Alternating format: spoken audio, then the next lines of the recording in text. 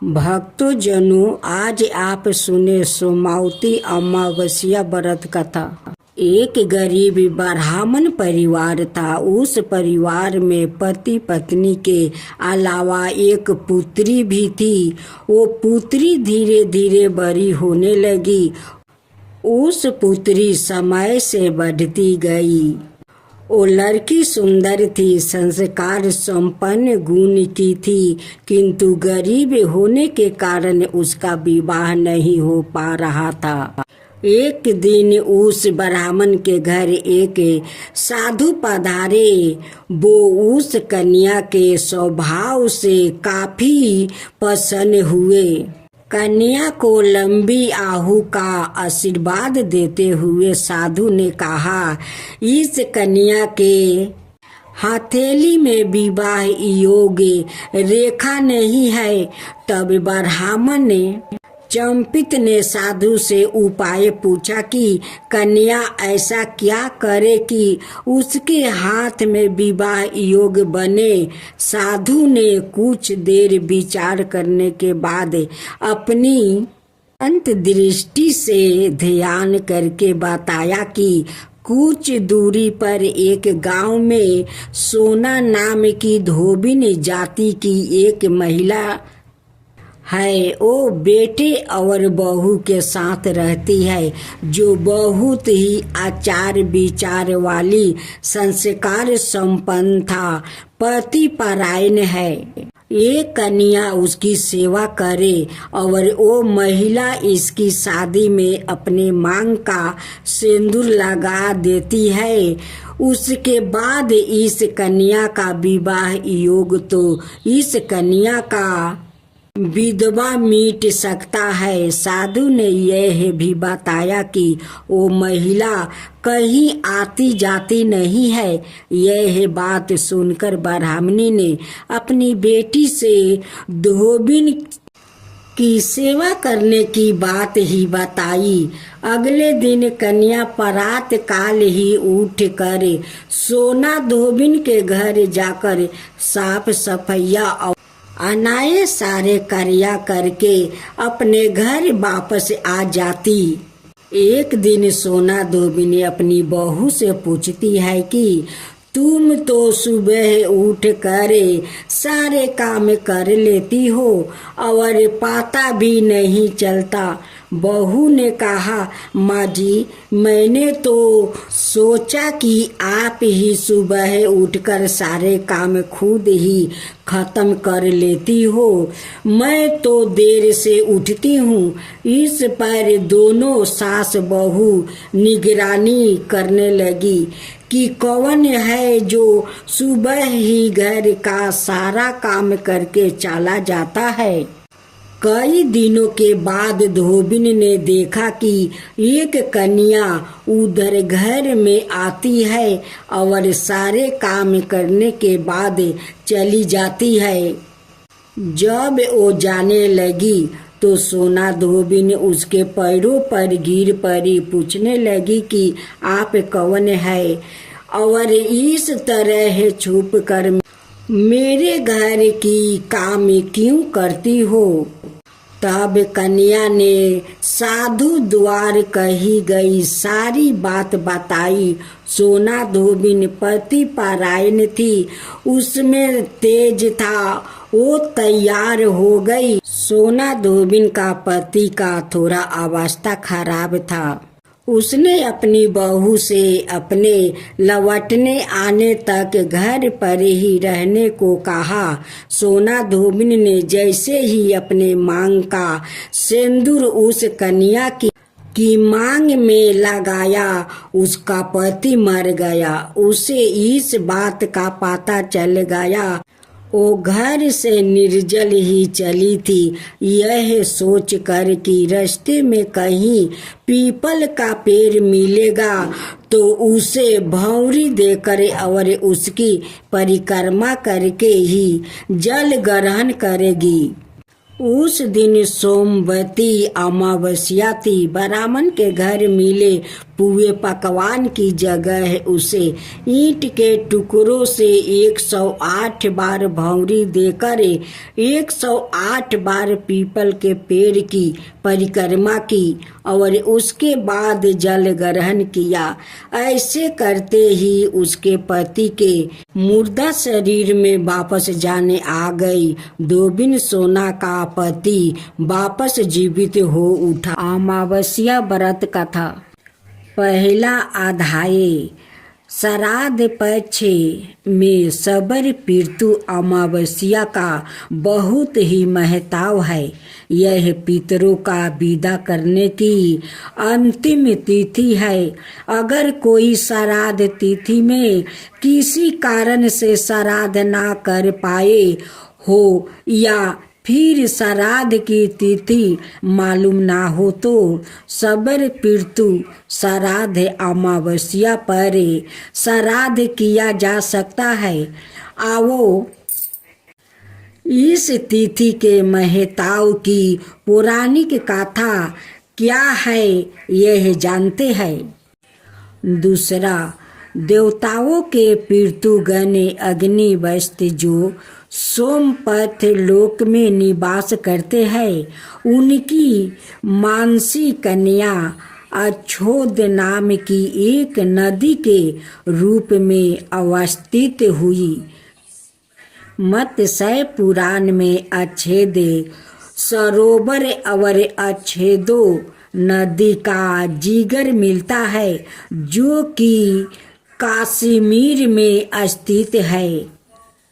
तीसरा, एक बार अच्छेदा ने 1000 बरस तक तपस्या की, जिससे प्रसन्न होकर देवताओं को पितृगण अग्निपद और महिष पद अपने अन्याय पितृगण अमावसु के साथ अच्छेदा को वरदान देने के लिए आश्विन अमावस्या के दिन उपस्थित हुआ। अब चौथा, उन्होंने अच्छेदा से कहा कि हे पुत्री, हम सभी तुम्हारी तपस्या से अति प्रसन्न है, इसलिए जो चाहो वर मांग लो। लेकिन अच्छोदा ने अपने पितरों की तरफ ध्यान नहीं दिया और वो अति तेजस्वी पितृ अमावसु को अपलोक निहारती रही। अब पांचवा, पितरों के बार बार कहने पर उसने कहा, हे भगवान, क्या आप मुझे सचमुच वरदान देना चाहते हैं?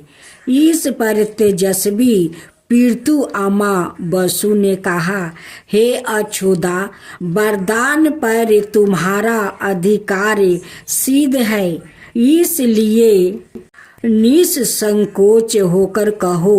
अच्छोदा ने कहा, भगवान, यदि आप मुझे वरदान देना ही चाहते हैं तो मैं तत्क्षण आपके साथ रमन कर आनंद लेना चाहती हूँ। अब 6वां अध्याय। अच्छोदा के इस तरह कह जाने पर सभी पितृ क्रोधित हो गए। उन्होंने अच्छोदा को श्राप दिया कि वो पितृ लोक से पतित होकर पृथ्वी लोक पर जाएगी।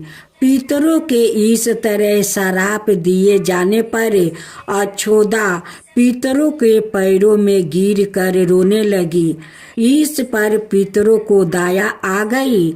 उन्होंने कहा कि अच्छोदा, तुम पतित योनि में श्राप मिलने के कारण मत्स्य कन्या के रूप में जन्म लोगी।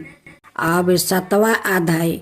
पितरों ने आगे कहा कि भगवान ब्रह्मा के वंश महिषी पराशर तुम्हें पति के रूप में प्राप्ति होगा। तुम्हारे गर्भ से भगवान व्यास जन्म लेंगे। उसके उपरांत भी अनाय दिव्या वंशों में जन्म लेते हुए तुम श्राप से मुक्ति होकर पूर्ण पीतृ लोग में वापस आ जाओगी। पितरों के इस तरह कहे जाने पर अछोदा शांत हुई। अब 8वां आमा बसु के ब्रह्मचर्या और धैर्य की सभी पितरों ने सराहना की और वरदान दिया कि यह अमावस्या की तिथि अमावस्या के नाम से जानी जाएगी। जो प्राणी किसी भी दिन श्राद्ध ना कर पाए वो केवल अमावस्या के दिन श्राद्ध दर्पण करके सभी बीते 14 दिनों का पुण्य प्राप्ति करते हुए अपने पितरों का दीर्पित कर सकते हैं। तभी से प्रत्येक माह की अमावस्या तिथि को सर्वाधिक महत्व दिया जाता है और यह तिथि सबर पितृ श्राद्ध के रूप में भी मनाई जाती है। अब 9वां अध्याय उसी पाप के पराचित हेतु कलंतर में यही अछोदा महिष पराशर की पत्नी और वेद व्यास की माता सत्यवती बनी थी। सत्य पश्चात समुद्र के वंशभूत शांतनु की पत्नी हुई और 2 पुत्रा चित्रागद्य और पवित्रा बिरिया को जन्म दिया था। इन्हीं के नाम से कलियुग में अष्टका श्राद्ध मनाया जाता है। अब 10वां अध्याय संबंधित जानकारी। सबर पितृ अमावस्या पिंड दान और दर्पण का अर्थ नियम एवं प्रकार। सबर पितृ अमावस्या इस दिन इन 8 धार्मिक पाठ से मिलेगा। पितृ के आशीष श्राद्ध या सबर पितृ अमावस्या को खिलाया जाता है। इन 6 को भोजन सबर पितृ अमावस्या पर ब्राह्मण गरीब चींटी गाय कुत्ता कौआ और अग्नि के लिए निकाले जाते हैं। सबर पितृ अमावस्या इन 10 कामों से बचे वरना हो सके है पितृ नाराज हो जाए। आश्विन अमावस्या व्रत हिंदू पंचांग के अनुसार आश्विन मास के कृष्णा पक्ष की अमावस्या को पितृ विसर्जनी अमावस्या कहा जाता है। इस दिन श्राद्ध पक्ष का समापन होता है और पितृ लोक से आए हुए पितृजन अपने लोक लौट जाते हैं। इस दिन ब्राह्मण भोजन और दान आदि से पितृजन दीर्पित होते हैं और जाते समय अपने पुत्रा पौत्रा और परिवार को आशीर्वाद देकर जाते हैं। आश्विन अमावस्या के दिन पितृ पक्ष समाप्त होते हैं, इसलिए इस दिन पितरों के पूजन का बड़ा महत्व है। इस दिन नदी जलाशय या कुंड आदि में स्नान करें और सूर्य देव को अर्घ देने के बाद पितरों के निमिचित दर्पण करें। इस दिन संध्या के समय दीपक जलाए और पूरी अनाए मिष्टान दरवाजे पर रखे। ऐसा इसलिए करना चाहिए ताकि पितृगण भूखे ना जाए और दीपक की रोशनी में पितरों को जाने का रास्ता दिखाए। यदि किसी वजह से आपको अपने पितरों को श्राद्ध की तिथि याद ना हो तो इस दिन उनका श्राद्ध किया जा सकता है। इसके अलावा यदि आप पूरे श्राद्ध पक्ष में पितरों का दर्पण नहीं कर पाए हैं तो इस दिन पितरों का दर्पण कर सकते हैं। इस दिन भूले भटके पितरों का नाम से किसी जरूरतमंद व्याकित या ब्राह्मणों को भोजन कराना चाहिए। गात और अज्ञात पितरों के पूजन के लिए आश्विन अमावस्या का बड़ा महत्व है, इसलिए इसे सवेरे पितृजनी अमावस्या और महलय विसर्जन भी कहा जाता है। इस अमावस्या का श्राद्ध कर्म के साथ साथ तांत्रिक दृष्टिकोण से भी बहुत महत्व है। आश्विन अमावस्या की समाप्ति पर अगले दिन से सर्दिया नवरात्रि आरंभ हो जाते हैं। माँ दुर्गा के विभिन्न रूपों के आधारक और तंत्र साधन करने वाले इस अमावस्या की रात्रि को विशिष्ट तांत्रिक साधनाएं करते हैं। इस कथा के अनुसार महाभारत के दौरान कर्ण की मृत्यु हो जाने के बाद जब उनकी आत्मा स्वर्ग में पहुंची तो उन्हें बहुत सारा सोना और गहने दिया गया।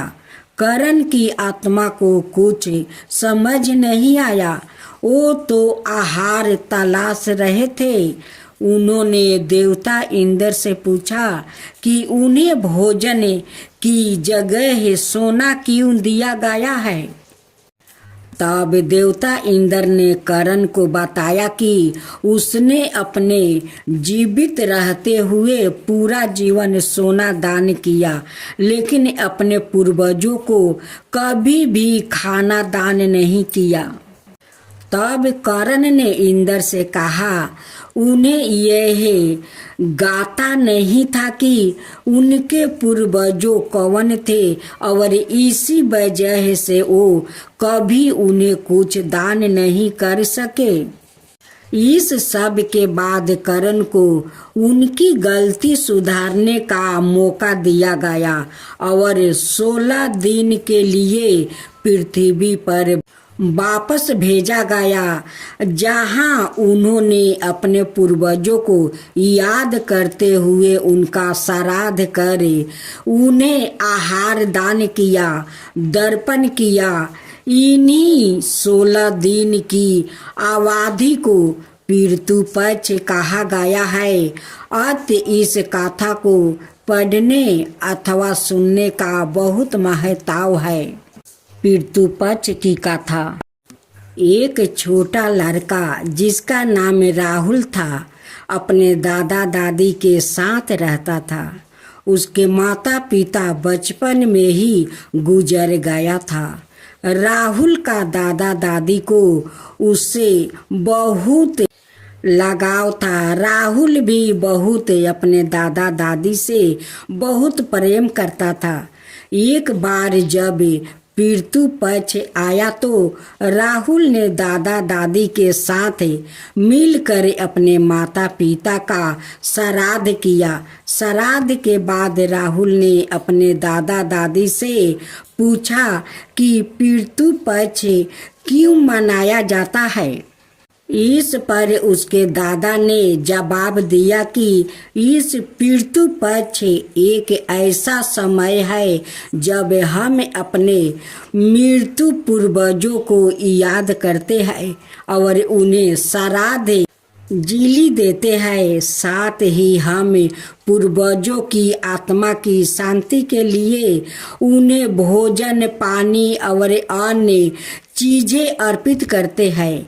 राहुल ने अपने दादा की बात सुनकर यह महसूस किया कि पितृ पक्ष एक महत्वपूर्ण पर्व है और यह हमें अपने पूर्वजों को कभी ना भूलने की शिक्षा देते हैं। एक और कथा। रीमा की एक लड़की थी जो हमेशा दूसरों को मदद करने के लिए तैयार रहती थी। एक दिन रीमा मंदिर गई, जहां उसने एक बूढ़ा आदमी को रोते हुए देखा।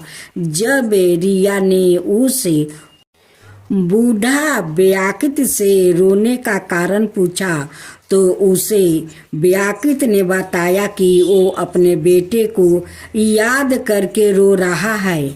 उसका बेटा बहुत छोटा था जब वो मृत्यु को प्राप्ति हो गया।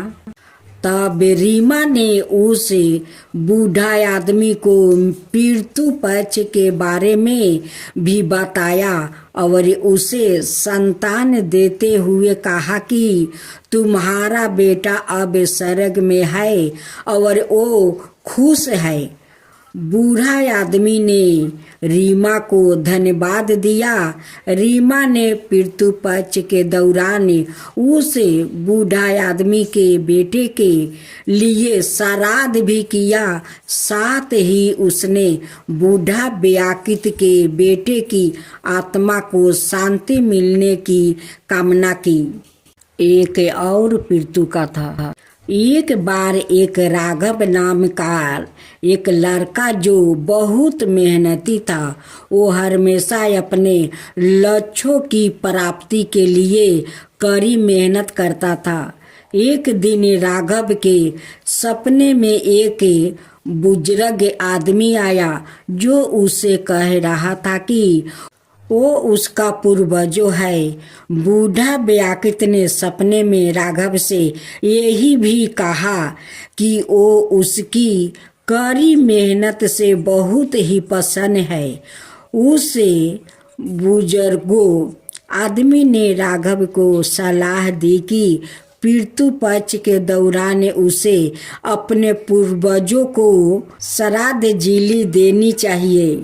राघव ने ऐसा ही किया और मृत्यु पक्ष के दौरान अपने पूर्वजों का श्राद्ध कर्म किया। मृत्यु पक्ष के बाद राघव का जीवन में बहुत ही संसार का बदलाव आया। वो पहले से भी अधिक मेहनती और अपने लक्ष्य के प्रति अधिक संपत्ति हो गया, जिससे वो अपने लक्ष्यों को हासिल करने में सफल हो गया। तब राघव को समझ आया कि मृत्यु पक्ष एक ऐसी अवधि है जिसे दौरान हम अपने पूर्वजों की आशीर्वाद प्राप्ति कर सकते हैं और अपने जीवन में सफल बना सकते हैं।